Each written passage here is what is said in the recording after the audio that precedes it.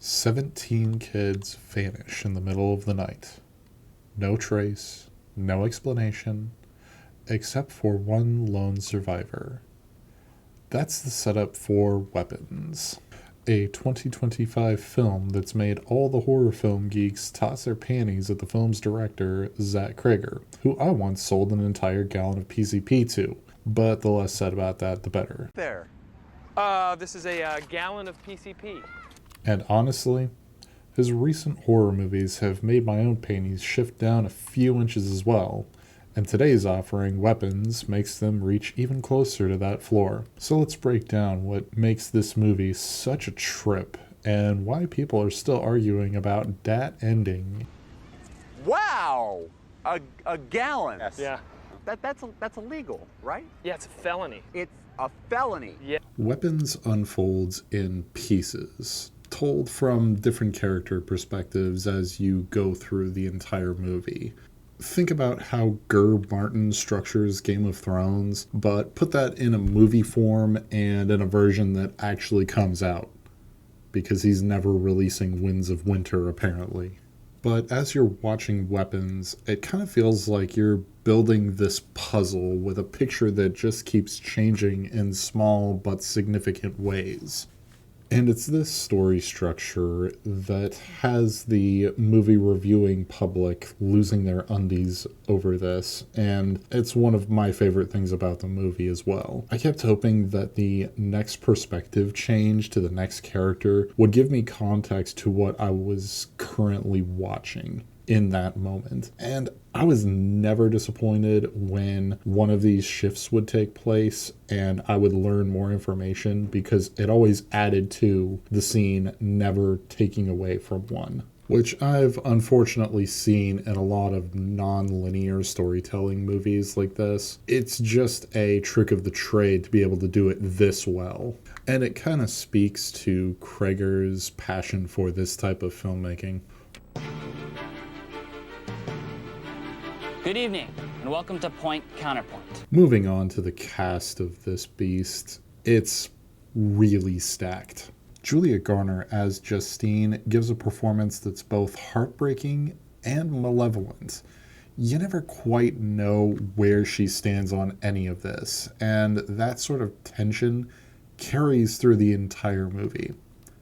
But then there's Josh Brolin's Archer, this grieving father whose pain is so raw that it gives the film its emotional anchor, and made me nearly break down with him at some points. And seriously, this performance is one of the most powerful I have seen all year. And the supporting cast, Alden Ehrenreich, Austin Abrams, and Benedict Wong, round out the town of Maybrook in a way that makes it feel really kind of lived in, but also deeply broken, with an undertone of, I've used this word before, but it really is perfect, malevolence. And the film being structured the way that it is, like I mentioned before, really lends itself to having this big of a cast, and it gives every character a powerful story, even if they don't get a whole lot of screen time or their story doesn't end with a pretty little bow on top. Seriously, I really kind of need to watch it again, because I'm pretty sure a few of these characters just kind of get left hanging. But honestly, I was so enamored with the movie that I had to write this review from the first viewing.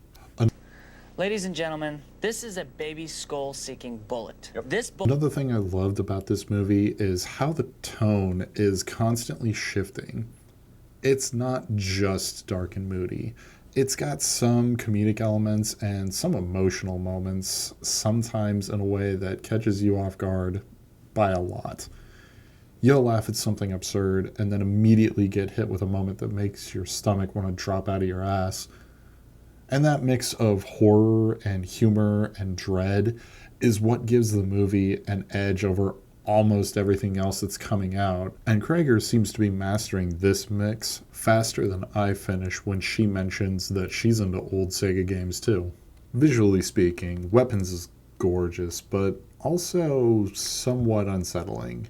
The camera work makes everyday spaces look off, Like maybe a hallway that feels just a tad too long, or doors that don't seem to line up with the rest of the architecture. It's something like that that kind of gives you this sense that something else is going on that you're unaware of.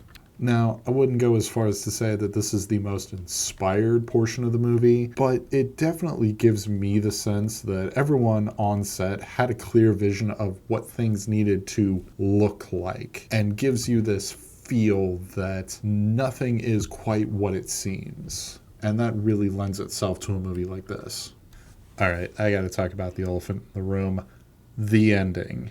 Everyone's talked about the ending, and without spoiling too much, the film takes this supernatural turn in its final act, which I was 100% on board with, until I wasn't. Some people love this ending, and other people have said that it undercuts this mystery that has been built up for the entire movie. But for me, I think it didn't work as well as it could have. It's not bad. I'm not against the comedic elements in the ending. I just feel like the slapstick went on too long, and the ending prologue is dour for kind of no reason right after all this comedy. And that just didn't sit well with me for whatever reason. I mean, I tried. Again, I'm trying not to spoil this, but I just don't see why we couldn't have had everything resolve and then everyone just go back home. But I do want to go back to the supernatural element just briefly here. And I want to touch on a criticism that I heard from another YouTuber that basically said he didn't think that the supernatural stuff did anything for the movie. And I disagree. I think it was set up quite well and didn't come from literally nowhere. And I feel like it expands on the world the movie is setting up, and it kind of fits perfectly. It is a little inconsistent, I admit, but as it sits, I found that it added a lot to the movie. Any Hooters? Here's what the crazy part is. It's not just the critics going nuts for this movie. This movie is an actual hit. With a budget under $40 million, it's already made over $250 million worldwide, which means that it's a massive win for a movie this weird and this ambitious, which I take as an incredible sign, since it could mean that these smaller creators will get a chance to make these mid-tier budget movies, which will mean that we won't have to throw $200 million or a comic book at literally everyone in order to give everyone work. And if this means more fun independent projects like Weapons, I'm all here for it. So here's my verdict. Weapons is great, but definitely not perfect. And it is part of this growing trend in horror where you throw this sort of middle-of-the-road budget at somebody with a vision, and then you get incredible results. See also Talk to Me, Bring Her Back, and Zach Cregger's own Barbarian for more examples of this. And Weapons is absolutely just as good as any of those in my opinion. But really, that's all I have for you today. Oh, now you fucked up. Now you fucked up. Now you fucked up. You have fucked up now. Now you fucked up. Now you fucked up. If you liked this video, please show me by leaving a like and subscribe. I'm doing a huge project in this month of October. This should be the first when it comes out, as this is the first in my October series of horror movie reviews. We're going to be doing a lot of stuff on this channel this month, so be sure you're tuning in regularly. But until next time, sayonara, bitches.